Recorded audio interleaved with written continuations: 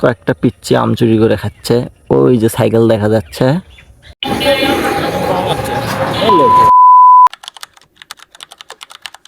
আসসালামু আলাইকুম, সুবর্ণ হুইলস থেকে সবাইকে ওয়েলকাম করতেছি আরও একটি নতুন ভিডিওতে। তো আজকের ভ্লগটার টপিক হচ্ছে একটা ফ্রাইডেতে আমরা কি কি করি, সেইটাই আজকের একটা ডেইলি লাইফ ভ্লগ হবে। তো বের হয়ে গেছিলাম ফার্স্টে হচ্ছে মাদলা। ওয়েট, আমি আপনাদেরকে বলি যে কেন মাদলা গেছিলাম আমার এক ফ্রেন্ডের বাসায় দাওয়াত ছিল।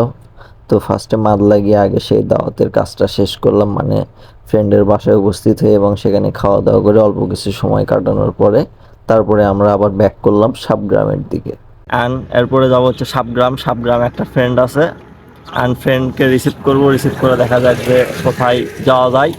তো আপনারা ব্লগটা এনজয় করুন, সবাই অবশ্যই ভালো লাগবে ডেইলি লাইফ ব্লগ। আর যদি এরকম নতুন ব্লগ আরও আপনারা পেতে চান অবশ্যই কমেন্ট করে জানাবেন। তো পুরো ব্লগটা আপনারা এনজয় করুন। তারপর রওনা দিলাম সেই ফ্রেন্ডকে রিসিভ করতে তার বাসার দিকে। এই 2 মিনিট হচ্ছে তোর জন্য এসে দাঁড়িয়ে আছি। আমি আসলাম কই থেকে, মাদলা থেকে। আর তো ফোন দিছি হচ্ছে তোর হচ্ছে কি করে ঘুনিয়াতলা থাকতে, তো তাও তুই মনে কর বের হয়ে বাড়ির থেকে দাওয়াপাড়া স্ট্যান্ডে আসতে পারবি। এই হচ্ছে তোর অবস্থা। এরপর সাবগ্রাম স্ট্যান্ডে প্রায় 1 ঘন্টার বেশি সময় আমরা কাটালাম, কিন্তু ডিসাইড করতে পারলাম না যে আজকে কোথায় যাব। আসলে এত গরম ছিল যে কারণে যে কোথায় যাব সেটাই ডিসাইড করতে পারছিলাম না।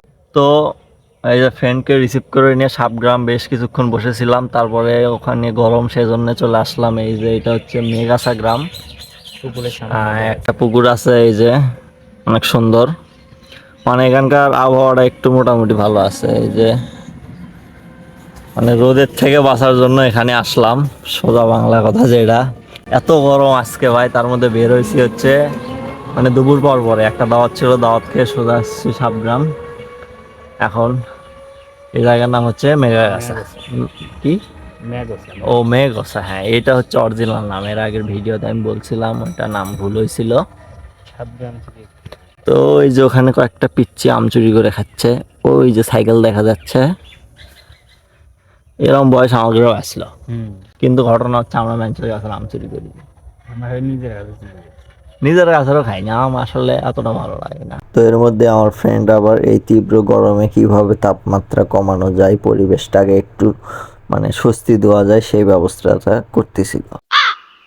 তো যাই হোক, অনেক ভেবে চিন্তেও কোনো ডিসিশন নিতে পারলাম না যে আজকে কোথায় যাব। আসলে গরমের কারণে কোথায় গিয়েও ভালো লাগতেছিল না, সে কারণে আর কোথাও যাওয়া হলো না। তো নেক্সট একটা ভিডিওতে আপনাদেরকে দেখানোর চেষ্টা করব যে আসলে ফ্রাইডেতে কোথায় কোথায় ঘোরা হয়, কী কী করা হয়, এগুলো আপনাদেরকে একটা ভিডিওতে তুলে ধরার চেষ্টা করব।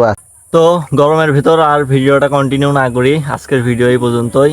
ভিডিওটা যদি ভালো লাগে অবশ্যই একটা সাবস্ক্রাইব করে দেবেন আমাদের ইউটিউব চ্যানেল। আর যদি এরকম নতুন নতুন ভিডিও প্রতিদিন পেতে চান অবশ্যই কমেন্টে জানাবেন।